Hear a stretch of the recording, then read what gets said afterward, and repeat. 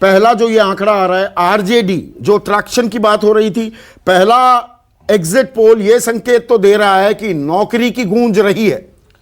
भाई आप सीधे सीधे देखिए ना, जो चीफ मिनिस्टर हैं, जो सबसे बड़ी पार्टी के रूप में उस गठबंधन में भी लड़ रहे हैं, उनकी पार्टी का जो परफॉर्मेंस आ रहा है 38 से 40 या 40 के करीब 41 42 जो भी आ रही है, अगर इस एग्जिट पोल को हम एग्जैक्ट ना भी माने, मान लीजिए एग्जैक्ट है ही नहीं, हम मान ही नहीं रहे, 10% 20% भी ले लीजिए, 20% भी आप ले लेंगे तो क्या हो जाएगा, 42 की जगह 48 हो जाएगी, राइट। एग्जिट पोल भी एक सेंस ही तो है ना। ऐसी स्थिति में वो पार्टी जो कि जिसके ऊपर इतने इल्जाम लगे कि भाई आपने पीठ में छुरा भोंका, आप बिक गए, आपने दल बदल किया, आप लड़े किसी के साथ, सरकार किसी के साथ चलाई, ऐसी कई बातें नीतीश जी के पीछे खड़ी है। और उसके दूसरी तरफ जो चुनाव के समय मुद्दा आता है बेरोजगारी का, जैसा सुकेश ने बताया, अब एक और आंकड़ा आ गया है, एक और एग्जिट पोल आ गया है। यहां पर एबीपी-सी वोटर में महागठबंधन को, ये जो बहुमत की हम बात कह रहे हैं, वो ऊंचा आंकड़ा है। औसत लें तो अभी महागठबंधन को भी बहुमत की बात तो नहीं दिख रही है, लेकिन अगर वो टॉप हम फिगर माने तो 131 में बहुमत आ रही है। लेकिन रिपब्लिक टीवी, रिपब्लिक भारत ने जो जन की बात के साथ एग्जिट पोल किया है, उसमें महागठबंधन को बहुमत मिलता दिख रहा है। तो अभी दूसरा एग्जिट पोल ये आया है, और इसमें देखने वाली बात ये होगी, हम शुरू से कह रहे हैं सुकेश, हम एक सेकुलर लाइन, एक सेकुलर ट्रेंड पकड़ने की बात होती है। एग्जिट पोल जाहिर सी बात है एग्जैक्ट पोल नहीं है, लेकिन वो एक इशारा करते हैं कि किस ओर ये चुनाव जाता दिख रहा है। बिल्कुल बिल्कुल, ये जैसे चावल पका है कि नहीं, आप सारे चावल को दबा के नहीं देखते, तो इससे एक सेंस, एक विधा है जिसमें थोड़ी बहुत गुंजाइश होती है कि इधर का उधर हो गया। लेकिन अगर ये साइंटिफिकली किया गया है तो कोई भी एग्जिट पोल ये ओपिनियन पोल नहीं है, ये एग्जिट पोल है। एग्जिट पोल आम जनता के लिए समझना जरूरी है कि लोग वोट डाल के बाहर जब आते हैं रिपब्लिक तो क्या जन बताते की बात का जो एग्जिट पोल आया है, एनडीए 91 से 117, तो यानी कि इसकी मीन फिगर अगर मैं निकालूं 17 और 9 26 13 104 सीटें एनडीए को, और महागठबंधन 118 से 138 यानी कि 128। जन की बात, रिपब्लिक जन की बात कह रहा है महागठबंधन सरकार बनाने जा रहा है, और ये राजीव आप वाला आंकड़ा आ गया 120 से 130। तो मैं कह रहा हूं ये जन की बात वो कह रहे हैं, आप माहौल क्या है बता रहे हैं। माहौल क्या है, मैं जो मैंने देखा वो आपको बताया।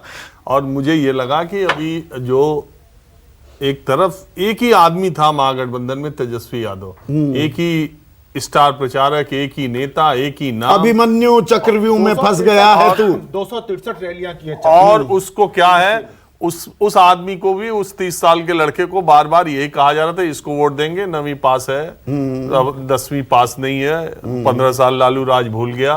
और ये सारे चक्रव्यूह को तोड़ते हुए इनकी बातों, ये दोनों तीनों राजीव, ये दोनों तीनों आंकड़े जो आए हैं, वो अगर इसको सही माना जाए संदीप, तो ये नीतीश कुमार के खिलाफ मैंडेट, नीतीश कुमार के साथ खिलाफ मैंडेट है। ये 2005 का पहला चुनाव है जिसमें लोग लालू यादव को हराने के लिए वोट दिया था। 2005 का दूसरा चुनाव नीतीश कुमार को मुख्यमंत्री बनाने के लिए चुनाव था। तो ये इस चुनाव का जो रिजल्ट अभी तक, रिजल्ट मतलब इंडिकेशन है, एग्जिट पोल के जो नतीजे हैं वो दिखाते हैं, अगर ये तब्दील होते हैं आंकड़ों में, इन्हीं आंकड़ों में, तो मैं ये कहूंगा कि ये नीतीश कुमार के खिलाफ मैंडेट है, नीतीश कुमार के खिलाफ नाराजगी अरविंद निषाद जो ऐसा दिख रहा है। अभी और इंतजार करेंगे या सुकेश जो निष्कर्ष अभी निकाल रहे हैं, हमें संकेत जो मिल रहे हैं एग्जिट पोल से, नीतीश कुमार के खिलाफ जबरदस्त नाराजगी साफ दिखाई दे रही है इन आंकड़ों में।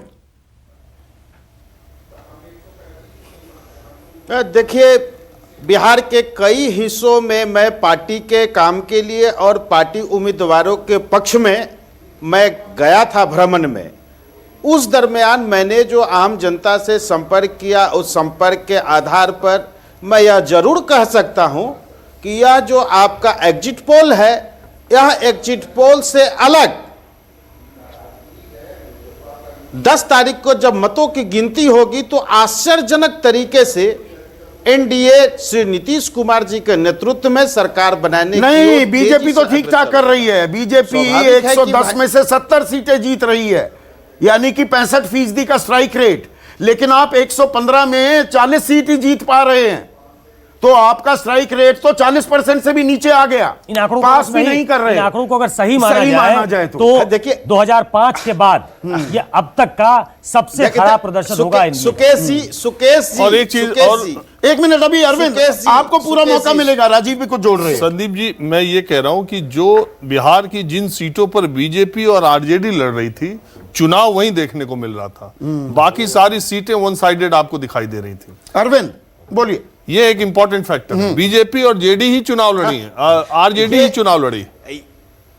देखिए ये राजीव रंजन जी सुपौल विधानसभा कवर कर रहे थे। सुपौल विधानसभा कवर करने के दरमियान इनके साथ वहां के मतदाताओं ने जब बात किया तो वहां के तमाम मतदाताओं ने कहा कि सुपौल जिला और सुपौल में जनता दल यूनाइटेड और एनडीए की जीत होगी।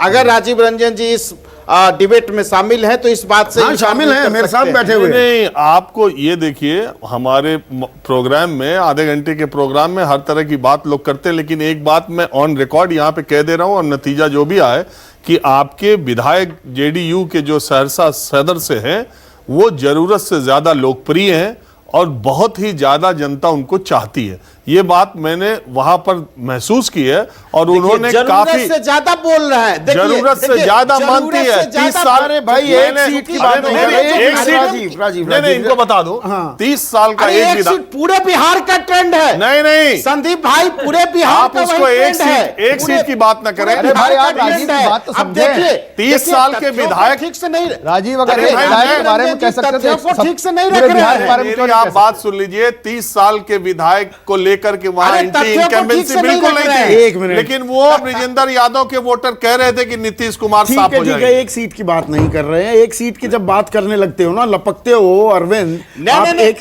अरे सुनिए ना, सुनिए, आप ही से बात कर रहा हूं, सुनिए। एक सीट पर आप ऐसे लपके हैं ना, तो वो मुझे वो कहावत याद आ गई, डूबते को तिनके का सहारा। आप तिनके ढूंढने लगे। अब 243 सीटों की बात है ना। मोटी बात यह है जो सुकेश भी कह रहे हैं, 2005 से अब तक का एनडीए का यह सबसे बुरा प्रदर्शन होगा, जेडीयू का इसमें। और जेडीयू 40 सीटों पर जेडीयू आ रही है, अगर आती है तो क्या एंटी इनकम्बेंसी एक मेजर फैक्टर था? बीजेपी 65% सीटें अभी भी जीत रही है। एंटी इनकम्बेंसी का नुकसान तो बीजेपी को भी हुआ है। नहीं, देखिए, पहले ही मैंने आपको बताया कि जब मतों की गिनती होगी तो जिन बातों की आप चर्चा कर रहे हैं, जिस सवालों को उठा रहे हैं, वो निर्मूल साबित होगा। और पूर्ण बहुमत की सरकार हम बनाने जा रहे हैं। जहां तक एंटी इनकम्बेंसी का सवाल है, एंटी इनकम्बेंसी के सवाल पर तो हम कहीं झेप नहीं, हमने तो कहीं उसको पाया नहीं। व्यक्तिगत तौर पर मैं कह रहा हूं, 10 को और पता लग जाएगा, 10 को और पता लग जाएगा। एक मिनट, प्रेम शुक्ला, मीडिया के लिए ये हाँ, बोलिए। हाँ, थोड़ा सा मीडिया पे तंज कसिए, हम फेवरेट विपिंग हॉर्स हैं सबके। हाँ, बोलिए। हाँ, ये मीडिया के लिए और मीडिया कर्मियों के लिए एंटी इनकम्बेंसी शब्द बड़ा ही अच्छा है और इसका बहुत जोर शोर से उपयोग किया जाता है, लेकिन बिहार में इस शब्द का कोई मतलब नहीं है। नहीं, बिहार नहीं, बाकी देश में। एक मिनट, प्रो इनकम्बेंसी आजकल बड़ा शब्द हो गया है। आजकल अच्छे प्रशासक को लगातार लोग दोबारा चुनते आ रहे हैं, पर यहां एंटी इनकम्बेंसी दिख रही है। अब प्रेम शुक्ला, ये जो नीचे का आंकड़ा है ना, मैं एलजेपी के आंकड़े पर भी, रिपब्लिक जन की बात का जो है 5 से 8 सीटें, मतलब 6 से 7 सीटें जीत सकती है एलजेपी, 2 सीटें जीत सकती है सी वोटर के हिसाब से। एलजेपी ने नीतीश की नैया डुबा दी क्या? आपको नुकसान नहीं है, नीतीश कुमार को नुकसान दिख रहा है। और एलजेपी ने कुछ जगह आपके खिलाफ भी खड़े किए उम्मीदवार, लेकिन 115 जगह जहां जेडीयू ने उम्मीदवार खड़े किए थे, वहां पर एलजेपी ने अपने उम्मीदवार उतारे थे। संदीप जी, जब तक चुनाव के अंतिम परिणाम नहीं आ जाते तब तक उस पर चिकित्सकीय विश्लेषण करने का कोई औचित्य नहीं होता। तो मुझे लगता है कि एक बार चुनाव परिणाम आ जाने दीजिए, तब पता लग जाएगा एलजेपी ने डैमेज किया है कि नहीं किया है, तब पता लग जाएगा। अब आप उस मोड में आ गए, मुझे दिख रहा है। अब आप बहुत छोटे छोटे जवाब देंगे, क्योंकि आपको मालूम है अभी नहीं बोलने की बात है, 10 तारीख को बोलना पड़ेगा। अभी ऐसी कोई बात नहीं है, और ये अंतिम नतीजे तो है नहीं, ये तो मैं लगातार कह रहा हूं, लेकिन इससे एक संकेत जरूर मिल रहे हैं। और इसमें एनडीए पिछड़ रहा है क्या महागठबंधन से? अभी भी नेक टू नेक फाइट है।